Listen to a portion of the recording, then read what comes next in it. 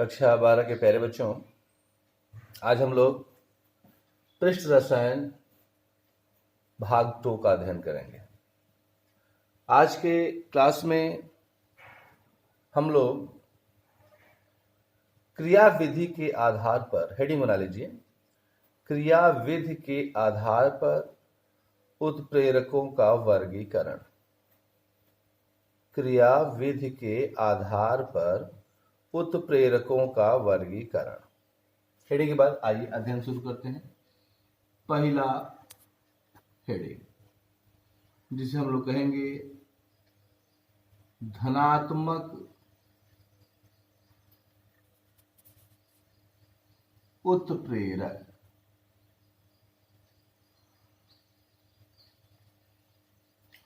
धनात्मक उत्प्रेरक, नाम से ही लग रहा होगा आप लोगों को, धनात्मक उत्प्रेरक, पॉजिटिव कैटालाइट्स।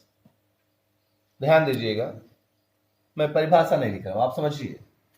ऐसा उत्प्रेरक, थोड़ा सा आपको मैं लिख के दिखा रहा हूं, ऐसा उत्प्रेरक जो किसी, ध्यान देना बेटा, ऐसा उत्प्रेरक जो किसी रासायनिक अभिक्रिया को, परिभाषा पर ध्यान देंगे, ऐसा उत्प्रेरक जो किसी रासायनिक अभिक्रिया की दर को बढ़ा दे। ऐसा उत्प्रेरक जो किसी रासायनिक अभिक्रिया की दर को क्या कर दे? बढ़ा दे। उसे क्या कहते हैं? उसे हम लोग धनात्मक उत्प्रेरक कहते हैं। ऐसा उत्प्रेरक जो किसी रासायनिक अभिक्रिया की दर को बढ़ा दे, उसे धनात्मक उत्प्रेरक कहते हैं। अब थोड़ा ध्यान दीजिएगा आप लोग। बेटा, आपने हैबर विधि के द्वारा अमोनिया का निर्माण पढ़ा होगा। N2+3H2 उत्क्रमणीय 2NH3। इसमें क्या है, यह अभिक्रिया शुरू में धीरे धीरे होती है, किंतु जब इसमें आयरन के कुछ टुकड़े डाल दिए जाते हैं तो यह अभिक्रिया बहुत ही तेजी से होने लगती है। जब आयरन के कुछ टुकड़े डाल दिए जाते हैं तो यह अभिक्रिया बहुत ही तेजी के साथ होने लगती है। अतः यहां पर Fe क्या होगा बेटा? Fe हमारा धनात्मक उत्प्रेरक होगा। समझ गए होंगे। अब आइए दूसरा हेडिंग डाल लीजिए, ऋणात्मक उत्प्रेरक। कौन उत्प्रेरक? ऋणात्मक उत्प्रेरक। क्या परिभाषा होगी बेटा? ऐसा उत्प्रेरक जिसकी उपस्थिति के कारण किसी रासायनिक अभिक्रिया की दर, यहां क्या लिखे हैं? बढ़ जाए, यहां घट जाए। बना लेंगे परिभाषा ना, ऊपर वाला को देख करके। ऐसा उत्प्रेरक जो किसी रासायनिक अभिक्रिया की दर को घटा दे, या ऐसा पदार्थ जिसकी उपस्थिति से रासायनिक अभिक्रिया की दर घट जाए, उसे क्या कहते हैं? ऋणात्मक उत्प्रेरक कहते हैं। एग्जाम्पल आ जाइए। आपने सुना होगा क्लोरोफॉर्म का नाम, क्लोरोफॉर्म CHCl3। बेटा, क्लोरोफॉर्म को रंगीन बोतल में रखा जाता है और उसमें थोड़ा सा एथिल अल्कोहल मिला दिया जाता है। आइए यहां इसका मतलब समझाता हूं मैं।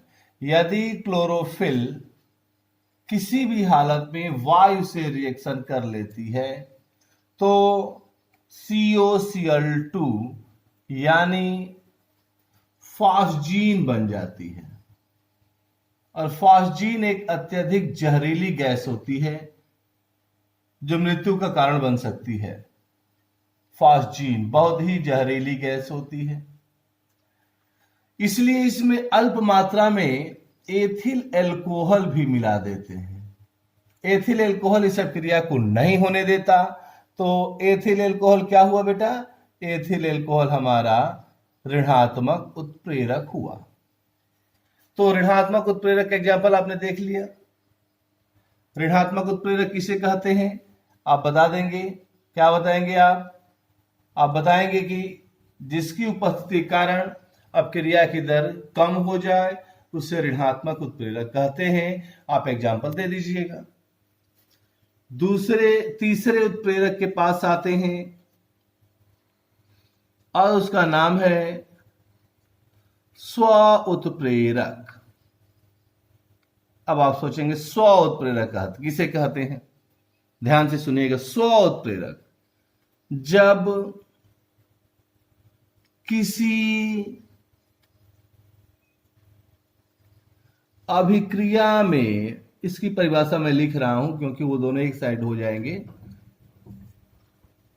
जब किसी अभिक्रिया में प्राप्त कोई उत्पाद ही, ध्यान दीजिएगा, कोई उत्पाद ही उत्प्रेरक का कार्य करने लगता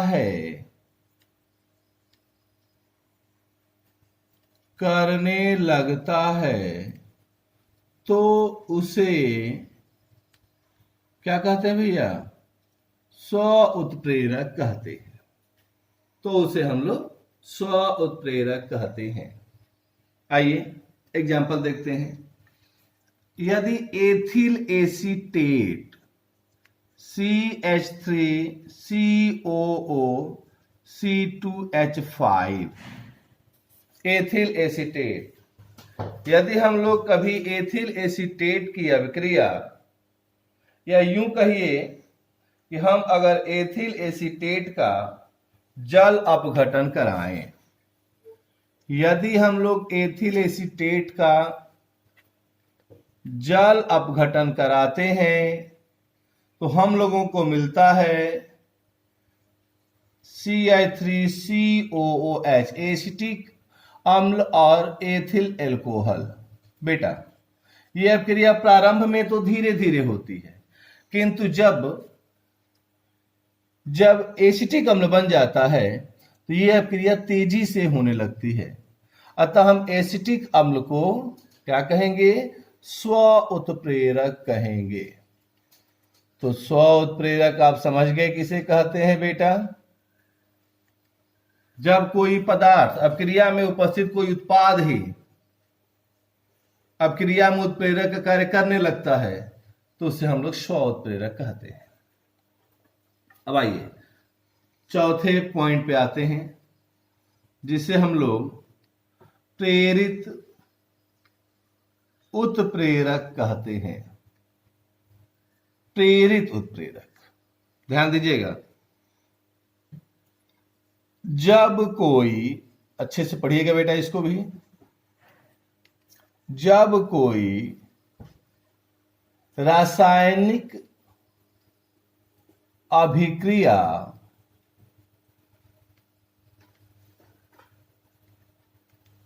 किसी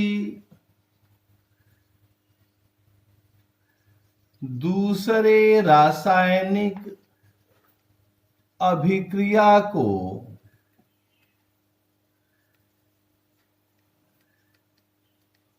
उत्प्रेरित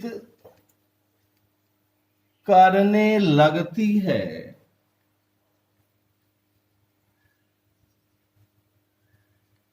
तो इस रासायनिक अभिक्रिया को प्रेरित उत्प्रेरक तथा इस प्रक्रम को प्रेरित उत्प्रेरण कहते हैं। अब आइए आपको एग्जाम्पल दिखा देते हैं हम कि आखिर प्रेरित उत्प्रेरण क्या होता है। बेटा यदि हम सोडियम सल्फाइड का, ध्यान दीजिएगा, सोडियम सल्फाइड का वायु की उपस्थिति में ऑक्सीकरण कराएं तो बहुत ही आसानी से हो जाता है। किंतु यदि हम लोग सोडियम सल्फाइड के अलावा सोडियम आर्सेनाइड को ले लें,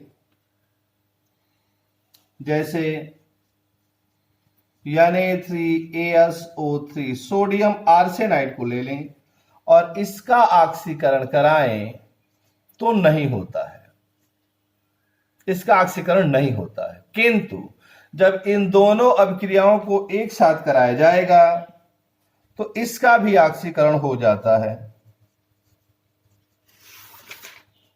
इसका भी ऑक्सीकरण हो जाता है। इसका मतलब ये हुआ कि ये पहली अभिक्रिया इस अभिक्रिया के लिए किसका कार्य करेगी? प्रेरित उत्प्रेरक का कार्य करेगी। तो इस प्रकार से आपने देखा कि उत्प्रेरक कुल 4 प्रकार के होते हैं क्रियाविधि के आधार पर। कौन कौन? धनात्मक उत्प्रेरक, एग्जाम्पल देख लीजिएगा, ऋणात्मक उत्प्रेरक, स्व उत्प्रेरक और प्रेरित उत्प्रेरक। मुझे उम्मीद है कि आप लोग इसकी तैयारी कर लेंगे। अगले टर्न पर आपको मैं पढ़ाऊंगा उत्प्रेरक वर्धक, उत्प्रेरक वर्धक तथा उत्प्रेरक विष। उत्प्रेरक वर्धक तथा उत्प्रेरक विष का अध्ययन कराएंगे।